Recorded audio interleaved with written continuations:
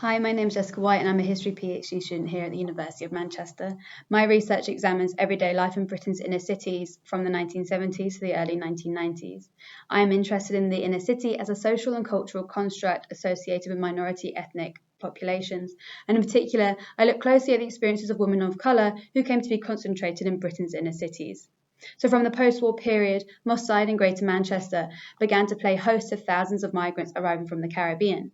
While Manchester already had a sizable African Caribbean population from the Second World War, before the Second World War, its numbers increased to around 14,000 by 1966. However, by the 1970s, inner city areas like Moss Side had seen a rise in poverty and housing decline, and in 1981, 36.4% of men living in Moss Side were unemployed, compared to around 14% in the county as a whole. My research, however, is interested in what it was like to actually live in these areas, particularly of women of colour whose lives have evaded historical interrogation. So using oral history testimony and the campaign materials of local grassroots organisations, for instance, I explored what it was like to be a mother. My research has shown that inner city black mothers, such as Kathleen Locke, took part in a variety of housing campaigns in Moss Side and Hume, often marching through town with petitions or squatting in housing estates to demand improvements be made to council housing. I've also been interested in charting the history of Manchester's Caribbean Carnival, which began in 1970. So the Alex Park Carnival once started out as a small celebration to mark the centenary of the Alexandra Park in Moss Side. However, it has now become an enormous carnival with floats, several stages, and it lasts for about 2 days.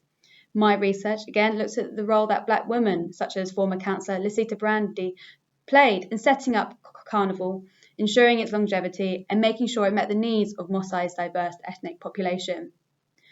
More recently, I've been working as a research assistant to Dr. Kerry Pimblott.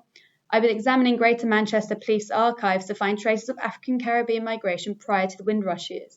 So this has involved looking at the Thieves album, the Alien registers, as well as the constabulary registers to find evidence not only of minority ethnic residents who may have been arrested by the police, but who may have also signed up to be a member of the police force.